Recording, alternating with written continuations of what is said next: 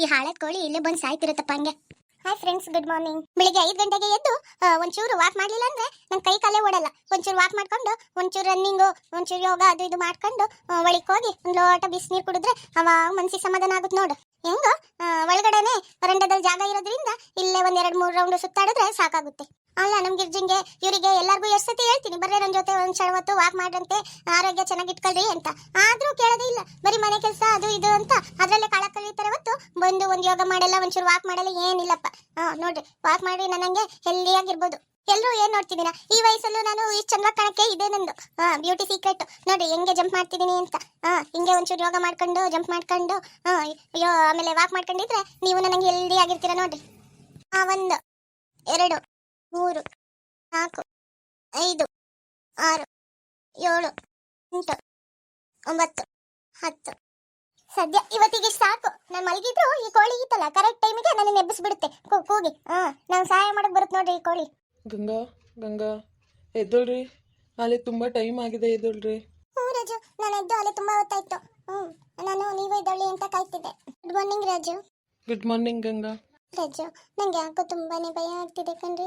ರಾತ್ರಿ ಹೇಗಾಗ ಕಳೆದೋಯ್ತು, ಆದ್ರೆ ಈಗ ಎಲ್ಲರೂ ಏನಂತಾರೋ ಏನ್ ಮಾಡ್ತಾರೋ ಅಂತ ಭಯ ಆಗ್ತಿದೆ. ನಾನೀಗ ಏನ್ ಮಾಡೋಣ ಏನ್ ಬಿಡೋಣ ಅಂತಾನೆ ಗೊತ್ತಾಗ್ತಿಲ್ಲ. ಆ ಥರ ಏನೂ ಆಗಲ್ಲ. ನಮ್ಮ ದೊಡ್ಡಮ್ಮ ಇರುತ್ತಲ್ಲ, ನಮ್ಮ ದೊಡ್ಡಮ್ಮ ಎಲ್ಲ ಮ್ಯಾನೇಜ್ ಮಾಡುತ್ತೆ. ನಮ್ಮ ದೊಡ್ಡಮ್ಮ ಹೇಳ್ದಂಗೆ ಮಾಡ್ರಿ ಸಾಕು. ಸರಿ ರಾಜು, ಆಯ್ತು. ನಾನು ಹೋಗಿ ಬೇಗ ಫ್ರೆಶ್ ಅಪ್ ಆಗಿ ಬರ್ತೀನಿ. ಸರಿ ಕಣಮ್ಮ, ಆಯಿತು. ಯಾಕ್ರಿ ಗಂಗಾ ಅವರೇ? ನಾನು ಜಾಡ್ತಿದ್ದೀನಿ ಅನಿಸ್ತಿದೆ ರಾಜು.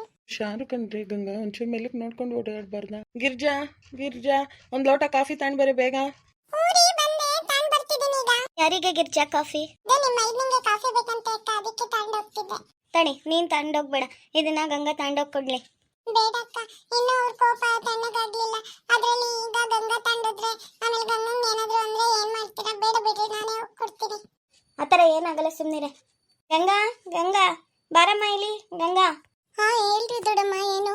ನೋಡಮ್ಮ, ಅಲ್ಲಲ್ಲಿ ನಿಮ್ಮ ಮಾವ ಕೂತಿದ್ದಾರೆ, ತಾಂಡೋಗಿ ಕಾಫಿನ ನಿಮ್ಮ ಮಾವನ್ ಕೊಡು. ಅದು ದೊಡ್ಡಮ್ಮ, ಮಾವ ಏನಾದ್ರು ಅಂದ್ರೆ? ನಿಂಗೇನು ಅನ್ನಲ್ಲ, ಹೋಗು, ಹೋಗಿ ಕೊಡೋಗು. ಸರಿ ಆಯ್ತು ದೊಡ್ಡಮ್ಮ. ತಗೊಳ್ರಿ ಮಾವ ಕಾಫಿ. ನಿಂಗೆ ಯಾರಮ್ಮ ಹೇಳಿದ್ದು ಕಾಫಿ ತಗೊಂಡು ಬರೋಕ್ಕೆ? ನಾನು ಹೋಗಿದ್ದು ನಾನು ಹೆಂಡ್ತಿನ ಗಿರ್ಜಿಂಗೆ ಹೇಳಿದ್ದು ನಾನು ಕಾಫಿ ತಗೊಂಡು ಬಾ ಅಂತ. ಅವಳು ಏನು ಮಾಡ್ತಿದ್ದಾಳೆ?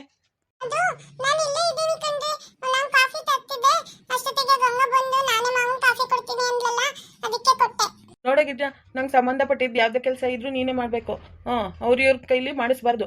ಇವತ್ತೇ ಹೇಳಿದ್ದೀನಿ ನೋಡು, ನನ್ನ ಕೆಲಸ ಎಲ್ಲ ಏನಿದೆ ಅದನ್ನೆಲ್ಲ ನೀನೇ ಅಚ್ಚುಕಟ್ಟಾಗಿ ಮಾಡಬೇಕು. ಫಸ್ಟ್ ಹೆಂಗೆ ಮಾಡ್ತಿದ್ದೆ ಅದೇ ರೀತಿ.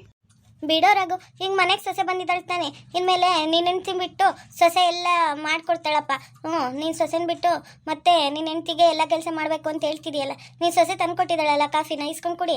ಇಲ್ಲ ಅತ್ತೆ, ನಾವು ಮಾತಾಡ್ಸಲ್ಲ ಅಂತ ಹೇಳಿದ್ರು, ಅದೆಷ್ಟು ಧೈರ್ಯವಾಗಿ ಬಂದು ನಿಂತಿದ್ದಾರೆ ನೋಡ್ರಿ. ನಾವು ಮಾತಾಡ್ಸಲ್ಲ. ಬೇಡ ಗಿರ್ಜಾ, ಹೋಗಿ ಬೇರೆ ಕಾಫಿ ಮಾಡ್ಕೊಂಬಾರೆ. ಯಾಕೆ ರಘು, ಯಾಕೆ ಬೇರೆ ಕಾಫಿ? ಇಲ್ಲಿ ಮಾಡ್ಕೊಂಡ್ ಬಂದಿದ್ದಾರೆ ತಾನೆ, ಯಾಕೆ ಮಾತಾಡ್ಸಲ್ಲ ನೀನು? ಎಲ್ಲ ಆಗೋದ್ಮೇಲೆ ಈಗ ಮಾತಾಡ್ಸಲ್ಲ ಅಂದ್ರೆ ಏನು ಹೇಳು? ಏನಾಗಲ್ಲ, ಇಸ್ಕೊಂಡು ಕುಡಿ. ಸಾರಿ ಮಾವ, ನನ್ನ ಕ್ಷಮಿಸ್ಬಿಡಿ. ನಾನು ತಪ್ಪು ಮಾಡಿಬಿಟ್ಟೆ. ನಿಮ್ಮನ್ನೆಲ್ಲ ಈ ಥರ ಹೇಳ್ದಲೆ ಕೇಳ್ದಲೆ ನಾವು ಮದುವೆ ಆಗಿ ಬಂದಿದ್ದು ತಪ್ಪು ಅಂತ ನಂಗೆ ಗೊತ್ತಾಯ್ತು ಮಾವ. ಆದರೆ ನೀವು ಈ ರೀತಿ ಮಾಡಬೇಡ್ರಿ ಮಾವ, ಪ್ಲೀಸ್ ನನ್ನ ಕ್ಷಮಿಸಿ ಮಾವ. ಎದ್ದೋಳಮ್ಮ, ಈ ರೀತಿ ಎಲ್ಲ ಹೆಣ್ಮಕ್ಳು ಕಾಲಿಗೆ ಬೀಳಬಾರ್ದು. ಎದ್ದೋ. ನನಗೆ ನಿನ್ನ ಮೇಲೆ ಏನು ಕೋಪ ಇಲ್ಲ, ನನ್ನ ಮಗನ ಮೇಲೆ ಇರೋದು. ನಿನ್ನ ಮೇಲೆ ನಾನು ಯಾಕೆ ಕೋಪ ಮಾಡ್ಕೊಳ್ಳಿ? ಎದ್ದೋಳಮ್ಮ, ಈ ಥರ ಎಲ್ಲ ಮಾಡಬಾರ್ದು ಹೆಣ್ಮಕ್ಳು. ಇದು ಗಿರ್ಜಾ ಬಾಯ್ಲಿ. ಇರ್ಲಿ, ಪರವಾಗಿಲ್ಲ ಬಿಡು. ಈ ರೀತಿ ಹೋಗಿ ಮಾವನ ಕಾಲಿಗೆ ಬಿದ್ದು ಕ್ಷಮೆ ಯಾಕೆ ಕೇಳ್ತಿದೆ? ಬಿಡು, ಇರ್ಲಿ, ಆಗೋದೇನೋ ಆಗೋಗಿತ್ತೆ ಬಿಡು. ನಮ್ಮ ಮಗನಿಗೆ ನಮ್ಮ ಬಗ್ಗೆ ಚಿಂತೆ ಇಲ್ಲ ಅಂದಾಗ ನೀನೇನ್ ಮಾಡ್ತೀಯ ಹೇಳು?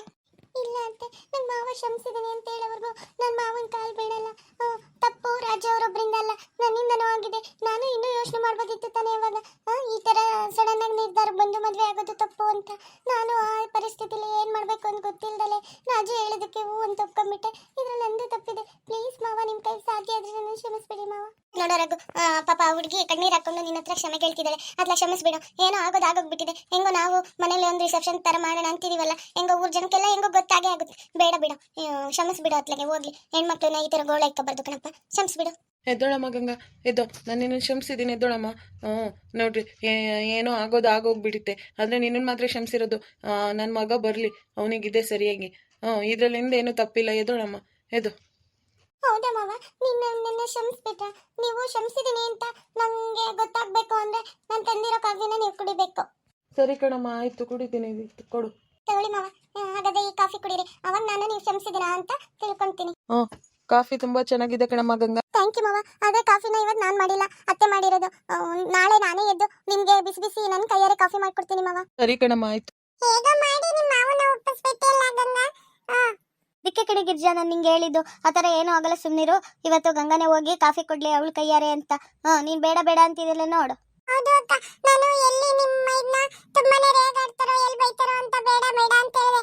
ಆದ್ರೆ ಗಂಗಾ ಇವತ್ತು ಕಾಫಿ ಕೊಟ್ಟಿದ್ದು ಒಳ್ಳೆಯದೇ ಆಯ್ತು. ಥ್ಯಾಂಕ್ ಯು ದೊಡ್ಡಮ್ಮ. ಇದೆಲ್ಲ ಸಾಧ್ಯವಾಗಿದ್ದು ನಿಮ್ಮಿಂದ. ನೀವು ನಮ್ಗೆ ಸಪೋರ್ಟ್ ಮಾಡ್ತಿರ್ಲಿಲ್ಲ ಅಂದ್ರೆ ಇವತ್ತು ಮಾವಂಗೆ ಒಪ್ಸಕ್ಕಾಗ್ತಿರ್ಲಿಲ್ಲ, ಏನಿಲ್ಲ. ಥ್ಯಾಂಕ್ ಯು ಸೋ ಮಚ್ ದೊಡ್ಡಮ್ಮ. ದೊಡ್ಡಮ್ಮ, ನನಗೆ ನಮ್ಮ ಮನೆಯವ್ರಿಗೆ, ನಮ್ಮ ರಾಜುಗೆ ನೀನು ಚೆನ್ನಾಗಿ ನೋಡ್ಕೊಂಡ್ರೆ ನಂಗೆ ಅಷ್ಟೇ ಸಾಕು ಕಣಮ್ಮ. ಥ್ಯಾಂಕ್ ಯು ಅಜ್ಜಿ, ನೀವು ನನಗೆ ತುಂಬಾನೇ ಸಪೋರ್ಟ್ ಮಾಡಿದ್ರಿ. ಥ್ಯಾಂಕ್ ಯು ಸೋ ಮಚ್ ಅಜ್ಜಿ. ನೋಡಮ್ಮ, ಮನೇಲಿ ಚೆನ್ನಾಗಿ ಇಟ್ಕೊಂಡು ಹೋಗ್ಬೇಕು. ಹಾಗೆ ಹೋಗಿ ಸುಮ್ಮನೆ ರೂಮಲ್ಲೇ ಕೂರೋದಲ್ಲ, ನೋಡ್ಕೊಂಡು ನಮ್ಮ ಗಿರ್ಜನ್ ಜೊತೆ ಮನೆ ಕೆಲಸ ಎಲ್ಲ ಮಾಡಬೇಕು. ನಮ್ಮ ಗಿರ್ಜಾ ನೋಡು ಎಷ್ಟು ಚೆನ್ನಾಗಿ ಮನೆ ಅಚ್ಚುಕಟ್ಟಾಗಿ ನಿಭಾಯಿಸ್ತಾಳೆ. ಆ ರೀತಿ ನೀನೆಲ್ಲ ನೋಡ್ಕೋಬೇಕು, ಗೊತ್ತಾಯ್ತಾ? ಸರಿ ಅಜ್ಜಿ, ಆಯ್ತು. ನಾನು ಅತ್ತೆ ಜೊತೆ ಇದ್ದು ಅತ್ತೆ ಜೊತೆ ಎಲ್ಲ ಕಲ್ಕೊಂತೀನಿ. ಕಣಮ್ಮ, ಸರಿ ಆಯ್ತು. ನೋಡಿದೆ ನೋಡೋದು ಆ ಹುಡುಗಿ ಎಷ್ಟು ಒಳ್ಳೆಯಳು ಅಂತ. ಈಗಲಾದ್ರೂ ಹೆಂಗ ಒಪ್ಕೊಂಡಿಲ್ಲ ನೀನು. ಆ ಹುಡುಗಿ ನೋಡಿದ್ರೇನೆ ಗೊತ್ತಾಗುತ್ತೆ ತುಂಬಾ ಒಳ್ಳೆ ಹುಡುಗಿ ಅಂತ. ನೋಡಕ್ಕೂ ನೋಡು ಎಷ್ಟು ಲಕ್ಷಣವಾಗಿದ್ದಾಳೆ. ನಾವೇ ಹೋಗಿ ಹುಡುಕ್ತಿದ್ರು ಇಂಥ ಸಂಬಂಧ ಸಿಕ್ತಿರ್ಲಿಲ್ಲ ನೋಡು. ಹೌದು ಕಣಮ್ಮ, ನೀನ್ ಹೇಳ್ತಿರೋದು ಸರಿನೇ.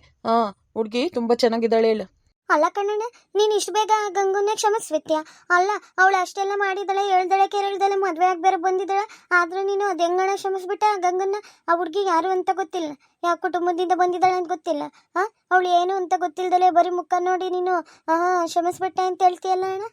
ಅಲ್ಲ ಮಾವ, ಇತ್ತೀಚೆಗೆ ಟಿವಿಲೆಲ್ಲ ಎಷ್ಟಕ್ಕೊಂದು ಕೇಸ್ಗಳು ಬರ್ತವೆ, ನೀವು ನೋಡಿಲ್ವಾ? ವಾರ್ತೆಲೆಲ್ಲ ಏನೇನೆಲ್ಲ ತೋರಿಸ್ತಾರೆ. ಈ ಥರ ಮದುವೆ ಆಗಿ ಬಂದಿರೋರು ಅವ್ರ ಅಪ್ಪ ಅಮ್ಮ ಈ ಥರ ಕಂಪ್ಲೇಂಟ್ ಕೊಟ್ಟಿದ್ದಾರೆ ಹಂಗೆ ಹಿಂಗೆ ಅಂತ. ಅವರು ಏನಾದರೂ ನಮ್ಮ ರಾಜು ಮಾಮನ ಮೇಲೆ ಗಂಗನ ಮನೆ ಕಡೆಯವರು ಯಾರಾದರೂ ಕಂಪ್ಲೇಂಟ್ ಕೊಟ್ಟರೆ ಅವಾಗ ಏನು ಮಾಡ್ತೀರ ಮಾವ? ನೀವು ಯಾಕೆ ಗಂಗನ್ನ ಇಷ್ಟು ಬೇಗ ಕ್ಷಮಿಸ್ಬಿಟ್ರಿ ಮಾವ? ಅಲ್ಲ ಕಣೆ, ಅವ್ನು ಈಗ ತಾನೇ ಕ್ಷಮಿಸಿದೀನಿ ಅಂತ ಹೇಳಿದ್ದಾನೆ, ಅಂಥದ್ರಲ್ಲಿ ನೀವಿಬ್ರು ಬಂದು ಮತ್ತೆ ಅವ್ನು ತಲೆ ಕೆಡಿಸ್ತಿದ್ದೀರಲ್ಲ. ಅಲ್ಲ ಕಣಜ್ಜಿ, ನಿಂಗೇನು ಗೊತ್ತೇಳು? ಟಿವಿಲಿ ವಾರ್ತೆಗಳಲ್ಲೆಲ್ಲ ಬರೋದು ನೀವೇ ನೋಡ್ತೀರಾ. ನಾವು ಡೈಲಿ ನೋಡ್ತಿರ್ತೀವಲ್ಲ, ಅದಕ್ಕೆ ಹೇಳಿದ್ದು. ಆ ಹುಡುಗಿ ಯಾರು ಅಂತ ಗೊತ್ತಿಲ್ಲ, ಅವ್ರ ಅಪ್ಪ ಅಮ್ಮ ಯಾರು ಅಂತ ಗೊತ್ತಿಲ್ಲ. ಅಂಥದ್ರಲ್ಲಿ ಮುಂದಕ್ಕೆ ಏನಾದರೂ ನಮ್ಮ ಮಾವಂಗಾಗ್ಲಿ ಇಲ್ಲ ನಮ್ಮ ರಾಜ ಮಾವಂಗಾಗ್ಲಿ ಏನಾದರೂ ಸಮಸ್ಯೆ ಆದರೆ ಅದಕ್ಕೆ ಹೇಳ್ತಿದ್ದೀನಪ್ಪ. ಹೌದು ಕಣಣ್ಣ, ನಮ್ಮ ಮೊನ್ನೆ ಇನ್ನೂ ಒಂದು ನ್ಯೂಸ್ ನೋಡಿದೆ. ಹುಡುಗಿ ಇಬ್ಬರು ಇಷ್ಟ ಆಗಿ ಮದುವೆ ಆಗಿ ಬಂದಿದ್ದಾರೆ. ಆದರೆ ಹುಡುಗಿ ಕಡೆಯವರು ಬಿಡಲಿಲ್ಲ. ತಾಂಡೋಗಿ ಅವ್ರ ಮನೇಲಿ ಇಟ್ಕೊಂಡಾಗ ಅವ್ರ ಮೇಲೆ ಕಂಪ್ಲೇಂಟ್ ಕೊಟ್ಟು ಇಡೀ ಕುಟುಂಬನ ತಾಂಡೋಗಿ ಜೈಲೊಳಗೆ ಹಾಕಿದಾರಂತೆ. ಜೈಲೊಳಗೆ ಹಾಕ್ದಲ್ಲೇ ಇರೋದಲ್ದಲೆ ಆ ಹುಡುಗಿನ ಮತ್ತೆ ವಾಪಸ್ಸು ಕರ್ಕೊಂಡು ಹೋದ್ರಂತೆ. ಪಾಪ ಆ ಹುಡುಗಿಯಿಂದ ಅವ್ರ ಮಾನ ಮರ್ಯಾದೆ ಎಲ್ಲ ಹೋಯ್ತಂತೆ. ನೀನು ನೋಡಿಲ್ವೇ ನನ್ನಣ್ಣ? ಅಲ್ಲ ಕಣೆ ಚಿಂದಿ, ಯಾರ್ದು ಮನೇಲಿ ಏನೋ ಆಯ್ತು ಅಂತ ಎಲ್ಲರ ಮನೇಲೂ ಏನು ಅದೇ ಆಗುತ್ತಾ? ನಮ್ಮ ರಾಜು ಗೊತ್ತಿದ್ದೆ ಮಾಡ್ಕೊಂಡ್ ಬಂದಿರೋದು. ಅವ್ನು ನನ್ನ ಹತ್ರ ಎಲ್ಲ ಹೇಳಿದ್ನ, ಈ ಥರ ಗಂಗಂಗೆ ಮಲ್ತಾಗಿ ಇರೋದು, ಈ ಥರ ತುಂಬ ಕಾಟ ಕೊಡ್ತಾರೆ, ಹಾಗಾಗಿ ಬಿಟ್ಟು ನಾನು ಗಂಗನ್ನ ಇಷ್ಟಪಡ್ತಿದ್ದೀನಿ, ಅವ್ರ ಮದುವೆನ ನಿಲ್ಲಿಸಿ ನಾನು ಕರ್ಕೊಂಬಂದಿದ್ದೀನಿ ಅಂತ ಹೇಳಿದ್ದ. ಆವಾಗಲೇ ಅವ್ರು ಏನೋ ಆಕ್ಷನ್ ತಗೊಳ್ಳಿಲ್ಲ. ಅಂಥದ್ರಲ್ಲಿ ಈಗ ಏನಾದರೂ ಮಾಡ್ತಾರೇನೆ? ಆ ಥರ ಏನೂ ಆಗಲ್ಲ, ಸುಮ್ಮನಿರು. ಅಪ್ಪ, ನಾನು ಹೇಳಿದ್ದೀನಿ, ಮುಂದಕ್ಕೆ ಅಣ್ಣಂಗೆ ಬಿಟ್ಟಿದ್ದು. ಅಮ್ಮ, ನೋಡ್ದೇನಮ್ಮ ಇವರೆಲ್ಲರೂ ಹೆಂಗಿದ್ದಾರೆ ಅಂತ. ಒಬ್ಬೊಬ್ರೇ ಗಂಗಾ ವಾಲಿಸ್ಕೊಂತಿದ್ದಾಳಲ್ಲಮ್ಮ ಎಲ್ಲಾರ್ಗು. ಮೊನ್ನೆ ನೋಡಿದ್ರೆ ನನ್ನ ದೊಡ್ಡತ್ತೆ ಶಾಸ್ತ್ರ ಎಲ್ಲ ಮಾಡಿ ಮನೆ ಒಳಗೆ ಕರ್ಕೊಂಡು ಅವಳನ್ನ ಮಾತಾಡ್ಸಿದ್ರು. ಆಮೇಲೆ ಹಂಗು ಹಿಂಗು ಅಜ್ಜಿನೂ ಹಂಗೆ ಹಿಂಗೆ ಅಂತ ಹೇಳಿ ನಮ್ಮನ್ನೇ ಬೈದು ಅಜ್ಜಿನೂ ಮಾತಾಡ್ಸ್ತು. ಈಗ ನೋಡಿದ್ರೆ ಮಾವ ಒಪ್ಕೊಳ್ಳಲ್ಲ. ಮಾವ ಗಂಗನ ಮೇಲೆ ಸಿಟ್ಟಾಗಿದ್ದಾರೆ. ಮಾವ ಮಾತ್ರ ಯಾವಾಗಲೂ ಒಪ್ಕೊಳ್ಳಲ್ಲ ಈ ಸಂಬಂಧನ ಅಂತ ತಿಳ್ಕೊಂಡಿದ್ರೆ ಇವತ್ತು ಮಾವನ ಮೈಂಡು ವಾಶ್ ಮಾಡಿದಾಳಲ್ಲಮ್ಮ. ನೋಡಮ್ಮ, ಈ ಥರ ಎಲ್ಲ ಮಾಡ್ತಿದ್ರೆ ನನಗೆ ಯಾಕೋ ನಾನು ರಾಜು ಮಾವನ ಜೊತೆ ಮದುವೆ ಆಗೋದು ಕನಸಾಗೆ ಉಳಿದ್ಬಿಡುತ್ತೆ ಅನ್ನಿಸ್ತಿದೆ ಕಣಮ್ಮ. ಆ ಥರ ಏನೂ ಆಗಲ್ಲ, ಸುಮ್ಮನಿರೆ. ನೀನು ಏನೇನೋ ಯೋಚನೆ ಮಾಡ್ಕೊಂಡು ನನ್ನನ್ನು ಎದುರಿಸ್ತೀಯ ನೋಡು. ಆ ಥರ ಏನೂ ಆಗಲ್ಲ, ಸುಮ್ಮನಿರು. ಏನಾದರೂ ಒಂದು ಮಾಡಿ ಈ ಹುಡುಗಿನ ಮನೆಯಿಂದ ಆಚೆ ಆಗ್ಬೇಕಷ್ಟೇ. ಏನ್ರಿ ನಿಮ್ದು ಗುಸ್ಗುಸ ಪಿಸ್ಪಿಸ ಅಂತ? ಬರ್ರಿ ಹೋಗಿ ಏನಾದರೂ ಮನೇಲಿ ಕ್ಯಾಮೆ ಇದ್ರೆ ಮಾಡ್ಕೋಗ್ರಿ. ಅದನ್ನ ಬಿಟ್ಟು ಅಮ್ಮ ಮಗಳು ಇಬ್ರು ಸೇರ್ಕೊಂಡು ಏನೇನೋ ಮಾತಾಡ್ತಿದ್ದಾರೆ. ನಡೀರಿ, ಏನಾದರೂ ಕ್ಯಾಮೆ ಇದ್ರೆ ಮಾಡೋಗ್ರಿ. ನಾನೇ ಕಮ ಮಾಡಬೇಕು? ನಾನು ಎಂಥದ್ದು ಮಾಡಲ್ಲ ಹೇಳು. ಮನೇಲಿ ಕೆಲ್ಸದವಳು ಇದ್ದಾಳಲ್ಲ, ಮಾಡ್ತಾಳೆ ತಗೋ.